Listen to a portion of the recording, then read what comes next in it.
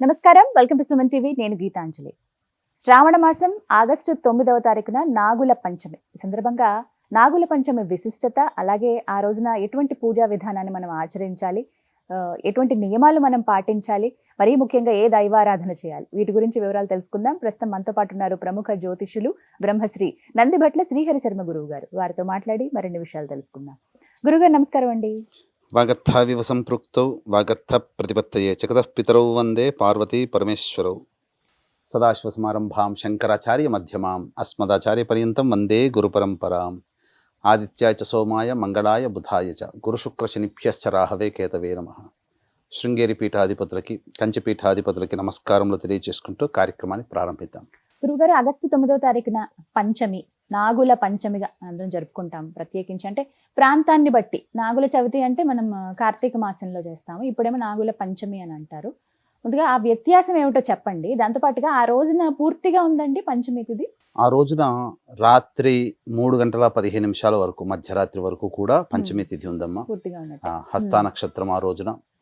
చక్కగా ఈ పంచమి తిథి అనేటువంటిది మనము నాగుల పంచమిగా శ్రావణ మాసంలో చేసుకుంటే కార్తీక మాసం చవితి రోజున నాగుల చవితితో అంతం చేస్తాం. అంటే నాగుల చవితితో సమాప్తం అవుతుంది. అంటే అప్పటికి మనకు ఇంతకుముందు వీడియోలో చేసుకున్నాం. తొలి ఏకాదశి రోజున విష్ణు భగవానుల వారు శయనానికి వెళితే, ఉత్థాన ఏకాదశి రోజున కార్తీక మాసంలో వచ్చే శుక్ల ఏకాదశి రోజున నిద్ర మేల్కొంటాడు. అంటే అప్పటి వరకు కూడాను విష్ణు సంబంధమైన ఆరాధన, ఈశ్వర సంబంధమైన ఆరాధన చేస్తాం. కానీ ఈ నాగుల పంచమి రోజున నాగదేవతారాధనని ప్రారంభించి కార్తీక మాసంలో చవితి రోజున సమాప్తం చేసేటువంటి దాన్ని, ఇది కూడా ఒక వ్రతం కిందనే. అందుకనే పంచమికి ప్రారంభించి చవితికి సమాప్తం చేస్తున్నాం. అంటే పంచమి వెనకాల చవితే కదా, చవితి తర్వాత పంచమి కదా. అందుకని కార్తీక మాసంలో వచ్చే చవితిని నాగుల చవితిని, శ్రావణ మాసంలో వచ్చే పంచమిని నాగుల పంచమిని, ఈ పంచమి నుంచి కార్తీక మాసం వచ్చే చవితి వరకు కూడా ఈ యొక్క నాగదేవత ఆరాధన ఒకప్పుడు ఉండేది. పూర్వకాలంలో ఒక నియమంగా 4 నెలల పాటు పూజించేవాళ్ళు. కానీ కాలక్రమేణా ప్రారంభించే దానిని, ముగించే దానిని మాత్రమే పండుగల రూపంలో మనం కొలుచుకుంటూ వస్తున్నాం. అసలు చేయాల్సింది శ్రావణ మాసం పంచమి నుంచి మొదలుకొని కార్తీక మాసం చవితి వరకు పూజ చేయాలి. అందుకే కార్తీక మాసంలో దాని నాగుల చవితి అని, దీని నాగుల పంచమి అని అంటారు.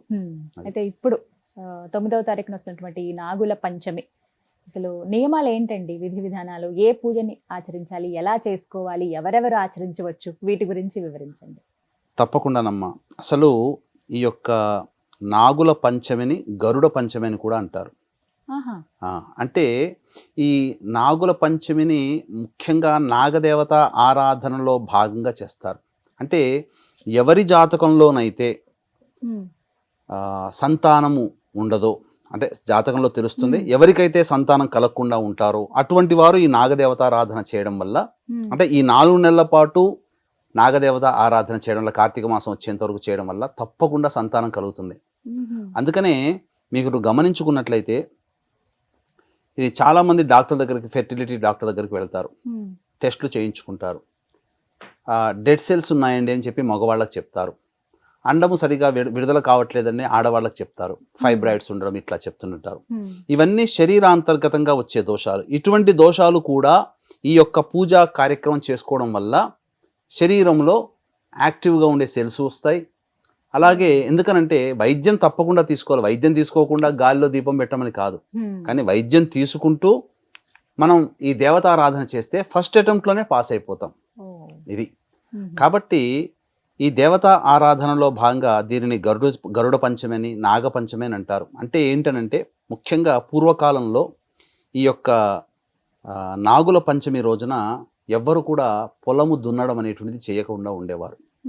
ఎందుకనంటే కలుగులో దాక్కున్నటువంటి సర్పములు ఈ యొక్క నాగలి చారులకి తగిలి చనిపోయేటువంటి సందర్భాలు. అందుకని ఆ రోజున నాగదేవతని సంహరించకూడదు అనే ఉద్దేశం ప్రకారం ఆ రోజున రైతులు కూడా పొలం దున్నారు నాగపంచమి రోజున. అంటే దీనికి సంబంధించినటువంటి గాథ కూడా ఒకటి ఉందమ్మా. పూర్వకాలంలో మణిపురం, ఇప్పుడు మనం అనుకునే మణిపూర్, గౌడ బ్రాహ్మణుడు ఒకరోజు ఇదే నాగుల పంచమి రోజున పొలం దున్నుతూ తన యొక్క నాగలి చారలకి తగిలినటువంటి పాము పిల్లలు ఉంటాయి కదా, ఆ పాము పిల్లలు చనిపోయాయి. చనిపోయిన తర్వాత అతను ఏమీ తెలియకుండా ఇంటికి వచ్చి కూర్చున్నాడు.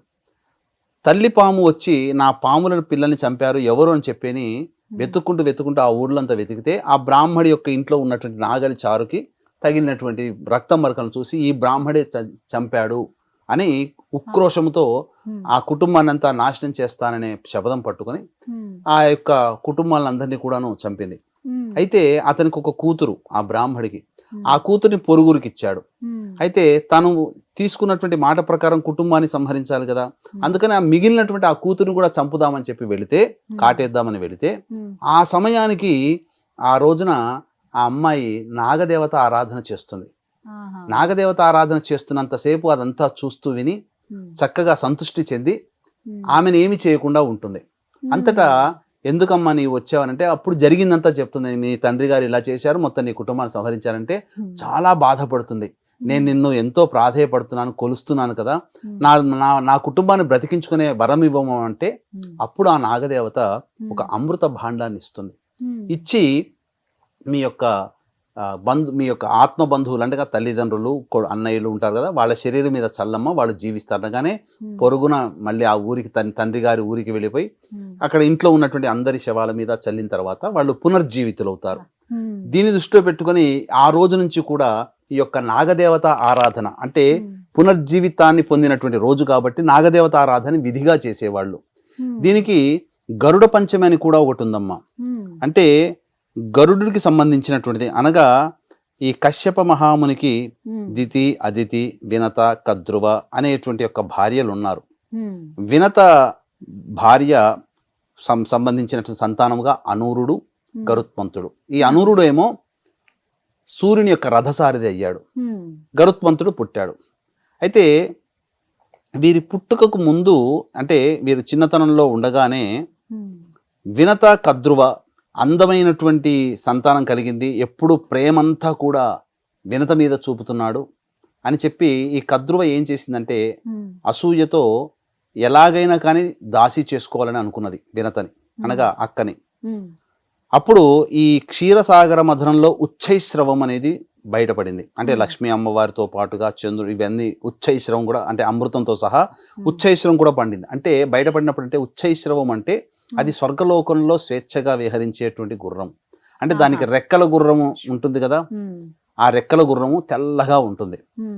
అయితే ఈమెను ఎలా అయినా కానీ ఓడించాలి అని చెప్పి అంటే ఒక సుందరమైనటువంటి రోజున ఆ ఉద్యానవనంలో ఇద్దరు అక్క చెల్లెలు తిరుగుతూ ఉంటే ఉచ్చైశ్రం కనబడుతుంది, ఆకాశంలో దూరంగా కనబడుతుంది. అప్పుడు ఈ వినత ఏమంటుందంటే, చూసావా ఉచ్చైశ్రం ఎంత అందంగా ఉందో అని అంటే, ఏముందే ఏమందం, ఆ యొక్క తోకంతా నల్లగా ఉంది కదా అని అంటుంది. లేదు లేదు, తోక అంతా మొత్తం అంతా తెల్లగా ఉంది, మొత్తం శరీరం అంతా తెల్లగా ఉందంటే నా కంటికి నల్లగా కనబడుతుంది, కావాలంటే రేపు వచ్చి మళ్ళీ చూద్దాం, నలుపు కనబడుతుంది, ఒకవేళ నలుపు అయ్యితే నువ్వు నాకు దాసి కావాలి, తెల్లగా ఉందనంటే నేను నీకు దాసిని అవుతానని చెప్పి కద్రో చెప్తుంది. ఈ కద్రో సంతానం ఎవరంటే నాగజాతి. ఈ నాగజాతి దగ్గరికి వెళ్ళిపోయి, నేను తల్లిగా నేను మిమ్మల్ని అడుగుతున్నాను, మీరందరూ కూడా ఆ తోకని పట్టుకొని వేలాడండి, అప్పుడు నల్లగా కనబడుతుంది, నేను గెలుస్తాను అంటే ఎవ్వరు కూడా నాగజాతి వాడు ఈ అధర్మం అమ్మ, నువ్వు చేసేది అధర్మము కాబట్టి నేను మీకు సహకరించమమ్మా అని చెప్పి నాగజాతి చెప్తుంది. ఒక తక్షకుడు తప్ప. పక్కకొచ్చిన తక్షకుడు ఉంటాడు కదా, ఈ అందరినీ కూడా భవిష్యత్తులో జనమేజయుడు చేసే సర్పయాగంలో మీరందరూ హతమవుగాక అని చెప్పి శాపం ఇచ్చేస్తుంది. తర్వాత తక్షకుడు బయటకు వస్తాడు కదా, ఆ తక్షకుడు అమ్మ నేను వచ్చిన మాట నేను నెరవేరుస్తానమ్మా అని చెప్పి ఉచ్చైశ్రవం తోకకి మొత్తం చుట్టుకుంటాడు. నిజంగానే మరుసటి రోజు వచ్చి చూస్తే నల్లగా కనబడుతుంది. ఇక నేను ఓడిపోయానని చెప్పి వినత దాస్యం. అయితే ఇది చిన్నతనంలో జరిగినటువంటి సంఘటన గరుత్మంతుడికి, అనూరుడికి. వాడు పెరిగి పెద్ద అయిన తర్వాత ఈ అమ్మాయి మా అమ్మకి కలిగిన దాస్యం నుంచి విముక్తి చేయాలని చెప్పి అప్పుడు కద్రువని అడిగితే, అప్పుడు కద్రువ ఏం చేస్తుందనంటే, తన సంతానము పూర్తిగా అమరులు ఇవ్వాలి, నా కడుపున పుట్టిన సంతానం అని చెప్పి గరుత్మంతుడికి ఏం చెప్తుందంటే, ఇంద్రలోకంలో ఉన్నటువంటి అమృత భాండాగారాన్ని తీసుకొనిరా, మాకు ఇచ్చేసేసి మీ అమ్మని దాస్యం నుంచి విముక్తి చేస్తాను అని అంటాడు. అలాగానే ఆ యొక్క ఇంద్రుడితో యుద్ధం చేస్తాడు. యుద్ధం చేసి అమృత భాండాన్ని తెచ్చుకొస్తాడు. తీసుకొచ్చి దర్భల మీద పెడతాడు. పెట్టిన తర్వాత తల్లికి దాస్య విముక్తి అవుతుంది. ఆ దాస్య విముక్తి చేసినటువంటి రోజున ఈ నాగుల పంచమి అయింది. అందుకనే దీనికి గరుడ పంచమి అని అంటారు. అయితే ఇంద్ర భగవానుడు ఏం చేశాడంటే, ఇవ్వడం వరకు అతను ఇచ్చాడు, కానీ దాన్ని అనుభవించే కర్తవ్యము కద్రువకి ఇవ్వలేదు. ఎందుకనంటే నాగజాతికి అందిస్తుంది. నాగజాతి అందిస్తే పాములన్నీ అమరులైపోతాయి. ఈ భూలోకంలో ప్రతి మానవుడిని కాటేస్తుంది విచక్షణారహితంగా అని చెప్పి ఇలా పెట్టిన దర్భల మీద పెట్టగానే తీసుకెళ్లిపోతాడు మళ్ళీ ఇంద్రుడు. అయితే 1-2 చుక్కలు పడతాయేమో. ఆ కద్రువ ఏం చేస్తుంది, మీరందరూ వెళ్ళి అమృత భాండాన్ని తీసుకోండి అని చెప్పగానే అందరూ వస్తారు. వచ్చి ఆ దర్భల మీద ఏమి లేనిది చూసేసి కనీసం ఆ దర్భల మీద ఉన్నటువంటి చుక్కలనైనా తీసుకుందామని నాకుదామని నాలికను చాపుతాయి నాగుపాములు. ఆ చాపడంతో దర్భ చాలా చాలా ఎలా ఉంటుందంటే చాలా షార్ప్గా ఉంటాయి అన్నమాట దర్భ అగ్రాలు. అవి నాలికకు తాకగానే అవి తగిలిపోయి ఆ నాలికలు 2గా చీలిపోతాయి వాటికి. అందుకని ఇప్పటికీ కూడా పాము తెరవగానే చూస్తే 2గా ఉంటాయి, ఇలా తెరవగానే ఇలా ఉంటాయి, విడిగా ఉంటాయి. అప్పటి నుంచి ఆ విధంగా వచ్చాయి అన్నమాట. సో ఇది గరుడ పంచమిగా ఉన్నటువంటిది. అంటే ఈ గోదావరి నదికి 7 ఉపనదులు, అందులో వైనతేయ అనేటువంటిది ఉపనది కూడా ఉంది. వైనతేయుడు అన్న ఎవరు, గరుత్మంతుడే. కాబట్టి ఈ మనకు ఆంధ్ర ప్రాంతంలో ఈ వైనతేయ నది దగ్గరనే గరుడేశ్వరం అనే దేవాలయం ఉంది. అక్కడ గరుత్మంతుడు ప్రతిష్ఠించినటువంటి శివలింగం ఉంది, గరుడేశ్వరుడు. కాబట్టి ఇంకొక కొన్ని పురాణాల ప్రకారం ఏంటంటే ఈ యొక్క గరుత్మంతుడికి ఈ నాగుపాములకి మధ్య యుద్ధం జరుగుతుంది. ఎందుకంటే వీరిద్దరు కూడా దాయాదులు కదా, అక్క చెల్లెల పిల్లలు కదా. ఏమవుతుంది, వీళ్ళిద్దరికి యుద్ధం జరిగితే తక్షకుడు గెలుస్తాడు, నాగజాతి గెలుస్తుంది, గరుత్మంతుడు ఓడిపోతాడు. అప్పుడు ఓడిపోయినప్పుడు ఈ తక్షకుడు ఏమని అంటాడంటే, మేము విజయానికి గుర్తుగా మా యొక్క మాలని అనగా మా యొక్క చిహ్నాన్ని నీ యొక్క మెడలో వేసుకో అని అంటారు. అందుకనే పాముల్ని మెడలో వేసుకున్నటువంటి విధంగా కొన్ని దేవాలయాల్లో గరుత్మంతుడు కనిపిస్తాడు. ఇది కూడా ప్రమాణంగా ఉంది. కాబట్టి ముఖ్యంగా ఎటువంటి వాళ్ళు ఈ యొక్క వ్రత ఆరాధన చేయాలి అంటే, ఎవరి జాతకంలోనైతే స్త్రీ జాతకంలో ముఖ్యంగా అష్టమ స్థానము గర్భస్థానము, అందరికీ ఆయుస్థానము, కానీ అష్టమ స్థానం గర్భస్థానం. ఈ గర్భస్థానంలో రాహు ఉన్నా, కేతు ఉన్నా, కుజుడున్నా, అలాగే శని ఉన్నా, శని కుజులు కలిసి ఉన్నా, ఎవరి జాతకంలో సంతాన స్థానంలో శని కుజులు ఉంటారో, రాహు ఉంటాడో, కేతు ఉంటాడో, అలాగే శని కూడా ఉంటాడు, వీళ్ళందరికీ సర్పశాపం, కాలసర్పదోషంలో జన్మించిన వాళ్ళు, ఇటువంటి వాళ్ళందరూ కూడా ఈ యొక్క నాగుల పంచమి తిథి రోజున మొదలుకొని ఈ సంబంధించినటువంటి కార్తీక మాసంలో వచ్చే నాగుల చవితి వరకు నాగదేవత ఆరాధన చేస్తారో వాళ్ళకి చాలా శుభాలు కలుగుతాయి. వాళ్ళ జాతకంలో ఉన్న దోషాలు తొలగి సంతానవంతులు అవుతారు. అయితే మహిళలందరూ కూడానమ్మా ఈ రోజున ఏం చేస్తారంటే, పాము పుట్టల దగ్గరికి వెళ్ళిపోయి పాలు తెగ పోసేస్తుంటారు. కానీ చాలా తప్పమ్మా. పాలు తాగితే అజీర్తి, పాములకి వాంతి చేసుకుంటాయి. మనం ఏ ఉద్దేశంతో పోస్తున్నాము, దేవతా సర్పం అనే భావనతో వారికి మనం ఆకలి తీర్చాలనే భావం చేస్తున్నాం. కానీ మనం ఏం చేస్తున్నాం అంటే, వారి ప్రాణానికి మనం ఏదన్నా ఫుడ్ మనం తీసుకున్నాం అనుకోండి, ఫుడ్ ఇన్ఫెక్షన్ అయితే ఆ 2 రోజులు మనం ఎంత బాధపడతాం, నరకం కదా అది. మరి ఆ నరక భావనని మనం పాములకి కలగచేస్తున్నాం. మనమేమో భక్తి భావంతో వెళ్ళి చేస్తున్నాం. కానీ అక్కడ ఏంటంటే నిజమైనటువంటి ఆవు పాలు, ఇప్పుడు అన్ని జెర్సీ పాలు, అసలైనటువంటి నాటు ఆవు పాలని మీకు భక్తి ఉంది, శ్రద్ధ ఉంటే ఆ పుట్టలో 2 చెంచాలు పోయండి. ఆ రోజున చేయమన్నది ఆవు పాలతో రావి చెట్టు కింద ప్రతిష్ఠితమైనటువంటి నాగదేవత విగ్రహానికి అభిషేకం జరపమన్నది. పుట్టలో పాలు పోయి, చాలా మంది ఇంకా కోడిగుడ్లు పెడతారు, ఇంకా కిలోల కొద్ది పసుపు కుంకుమలు తీసుకెళ్తారు, పసుపు కుంకుమలు జల్లేస్తారు. దీని తర్వాత ఈ పసుపు కుంకుమలు జల్లితే కూడా వాటికి ఎలర్జీ, చర్మ సంబంధంగా మనకెలా అయితే ఇబ్బందులు వస్తాయో రోగాలు, పాములకి ఆ పసుపు పడదు. కాకపోతే ఆ పాము పుట్టకి కొద్దిగా బొట్టు పెట్టండి, పసుపు కుంకుమ చల్లండి, అంతే తప్ప మొత్తము జల్లేసుకుంటూ రాకూడదు. అందుకనే ఈ నాగుల పంచమి రోజున ఇంట్లో ఆడవాళ్ళందరూ కూడా విధిగా శుచిగా స్నానం ఆచరించుకొని నియమాన్ని పాటిస్తూ ఇంటికి పసుపు అన్ని గడపకి అద్ది, ఆ గడపకి ఇరువైపులా కూడా పాముతో చేసినటువంటి చిత్రములు లిఖిస్తారు. అలాగే అక్కడ దేవాలయంలో పాము పూజ జరిపించుకొని, అనగా నాగదేవత పూజ జరిపించుకొని అభిషేకం జరిపించి ఇంటికి రాగానే ఒక ఇత్తడి పాత్రలో కానీ లేదా ప్రమిదలో కానీ ఆవు పాలు ఆ గడప ముందర పెడతారు. వీక్షించేటువంటి ప్రేక్షకులు రాగి పాత్రలో పాలు పెట్టకూడదు. శాస్త్రం ప్రకారం ఏంటంటేనమ్మా, చాలా మంది తెలియక ఈశ్వరునికి రాగి చెంబులో తీసుకుని అభిషేకం చేస్తారు.